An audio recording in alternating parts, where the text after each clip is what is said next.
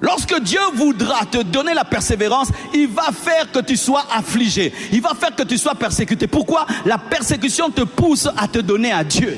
Lorsque la vie chrétienne est trop confortable et il n'y a pas de lutte et de combat, il n'y a pas de blessures, les chrétiens souvent ont tendance à dormir. C'est pourquoi Dieu réveille au travers des afflictions pour nous donner de la persévérance. Parce que tu es sûr que tu as un ennemi.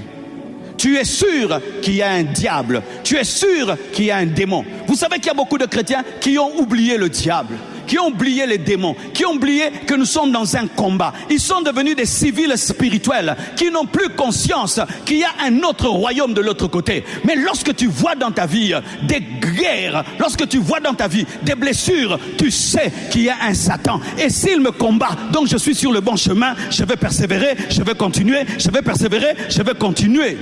N'avez-vous pas vu, lorsqu'une fille est amoureuse d'un homme et vous commencez à trop l'empêcher d'aimer ces garçons, elle devient davantage amoureuse, n'est-ce pas? Et les parents nous disaient, arrêtez de l'interdire, elle va continuer, laissez, elle va laisser. Si vous continuez à vous opposer, elle va aimer, parce que les combats donnent l'amour. C'est bizarre, hein? Interdit sa main, enfant. Ne touche plus ici. C'est ce qui va toucher. Et plus on t'empêche Jésus, plus tu aimes Jésus. La persécution donne la persévérance. C'est pourquoi le monde ne comprend pas comment nous les combattons, mais ils continuent. Mais parce que vous nous donnez la persévérance. Vous nous donnez la persévérance. On avait oublié le diable, mais non, on sait qu'il y a un Satan et on doit lui faire mal. Donne-moi un amen. Que tes blessures ne t'amènent pas à lâcher. Mais que tes blessures soient le signe que tu ne dois pas lâcher. Que tes blessures soient le signe que tu ne dois pas lâcher, que tu dois continuer. Car le combat révèle que tu as trouvé. Le combat révèle qu'il y a quelque chose quelque part. La guerre dans ta vie révèle que tu as trouvé quelque chose.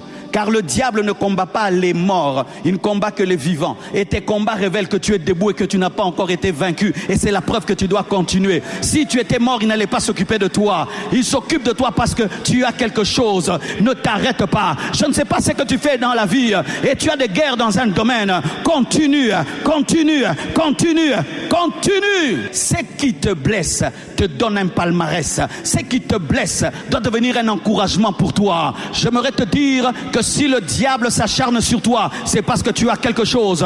Le diable descend dans le désert, là où Jésus-Christ se trouve, parce que ce n'était pas n'importe qui. Il est descendu parce que c'était le Fils de Dieu. Il l'a mené au sommet de la montagne parce que c'était le Fils de Dieu. Ta guerre prouve ta dimension. Ta guerre prouve ta dimension. Ta guerre prouve ta dimension. Ta guerre prouve ta dimension. Si tu vois un homme fort passer devant un champion, et le champion est à l'aise,